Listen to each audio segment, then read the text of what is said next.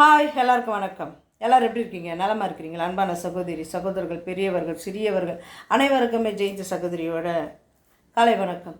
எல்லாருக்கும் very very good morning. எல்லோரும் எப்படி இருக்கீங்க? நலமாக இருக்கிறீங்களா? எல்லோரும் டீ காஃபி குடிச்சிங்களா? ஓகே, இன்றைக்கி என்னென்னா ஜெயந்தி சகோதரி ஒருத்தருக்காக ஒரு மெசேஜை நான் பார்க்குறேன். ஓகேங்களா? அன்பான சகோதரி சகோதரர்களே, கண்டிப்பாக யாராக இருந்தாலும் நல்லா இருக்கணும். எனக்கு தெரிஞ்சு நான் அதுதான் ஒன்று நினைப்பேன். ஏன்னா அந்த பூமியில் நம்ம ஒரு டைம் தான் வாழ போகிறோம். நம்ம பல வாட்டிக்கு வாழ போகிறதில்ல. அந்த ஒரு டைமில் உன் லைஃப் என்னவா வாழ்றியா, அதுதான் லைஃப். நம்ம இந்த வாழும்போதும் இந்த பூமியில் இருந்தாலும் சரி, இல்லாமல் போனாலும் சரி, நம்ம இன்னார் பேரில் இருந்தாங்க, வாழ்ந்தாங்க, போனாங்கன்றது தான் அந்த பேசப்படணுன்றது தான் நான் ரொம்ப எதுவாக இருந்தாலும் நான் சொல்லுவேன். ஓகேயா? அதே மாதிரி வணக்கம். கண்டிப்பாக என் மெசேஜை நீங்கள் பார்ப்பீங்க. நான் ஒன்று சொல்வா, உங்களது எங்கே உங்கள் கதாபாத்திரத்தை விட்டீங்களோ உங்கள் வாழ்க்கையில் அங்கே தேடுங்க. இது நிறைய பேர் சில பேர் சொல்லுவாங்க தத்துவங்கள்லாம். கண்டிப்பாக நம்ம எங்கே தொலைச்சோமோ அங்கே தேடணும். ஏன் நம்ம இப்படி இருக்கிறோம்? ஏன் நான் இப்படியே ஆச்சு? நம்ம ஏன் இப்படி இருக்கிறோம்? என் லைஃப் ஏன் இப்படி இருக்குது? நான் எப்படி இருந்தேன்? நான் ஏன் இப்படி இருக்கிறேன்? ஓகேயா? நம்ம ஒருத்தன் சரிக்கி விழுறானா, அது என்ன செய்யணும்? நம்ம ஒரு டைம் கை பிடிச்சி அந்த மேலே ஏற்றி விட்டோம்.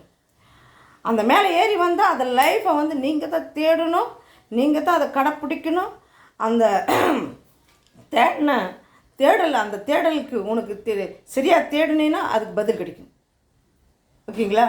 நீங்கள் சரியாக தேடினா அதுக்கு அந்த பதில் கிடைக்கும். உங்கள் லைஃப் உங்கள் கையில் இருக்குது. புரியுதுங்களா? உங்கள் லைஃப் உங்கள் கையில் தான் இருக்குது. அது நீங்கள் சரியாக உக்காந்து சிந்தித்து செயல்பட்டீங்கன்னா கண்டிப்பாக அந்த கொஸ்டின் கண்டிப்பாக பதில் இருக்குது. ஏன்னா இது மற்றவங்க மேலே நம்ம கோபத்தை தரிக்கிறோமா? ஏன் நம்ம இப்படி எரிப்புரியாக நம்ம இருக்கோம்? ஏன் ஒருத்தவங்க நல்லா பேச வந்தால் கூட நம்மளை நல்லா பேச முடியல? ஏன்?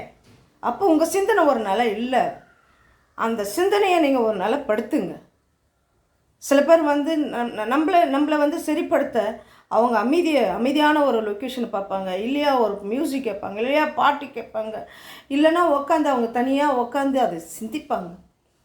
அந்த மாதிரி லைவ் உங்களை நீங்கள் உட்காந்து உங்களை சரிப்படுத்துங்க. முதல்ல ஃபஸ்ட்டு உங்களை சரிப்படுத்தி அடுத்தது நீங்கள் யோசிங்க. உங்களுக்கு தகுந்த பதில் அதில் கிடைக்கும். ஓகேங்களா?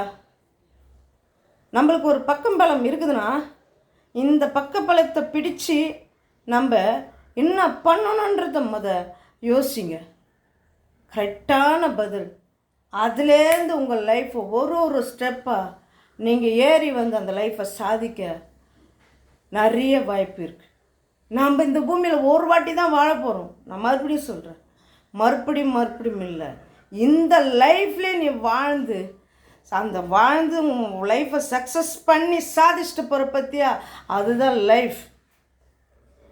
ஏன்னா நீங்களாம் படித்தவங்க எவ்வளோ தூரம் நீங்கள் யோசிக்கலாம், சிந்திக்கலாம். இப்போ அந்த அளவுக்கு கூட படிப்பு வசதி இல்லாதவங்க கூட என்ன பண்ணுறாங்க, அந்த லைஃப்பில் சிக்கிக்கிட்டு இருக்கும்போது அவங்க உட்காந்து சிந்திக்கிறாங்க என்னன்னு, ஏன் நம்ம இப்படி ஆகிட்டோம். அதே மாதிரி நீங்கள் கண்டிப்பாக சிந்தித்தால் கண்டிப்பாக பதில் இருக்கும். உங்கள் வாழ்க்கை நீங்கள் வாழ்ந்துட்டு போங்க. அதுதான் நான் சொல்வேன். ஓகேங்களா? ஓகே, பாய்.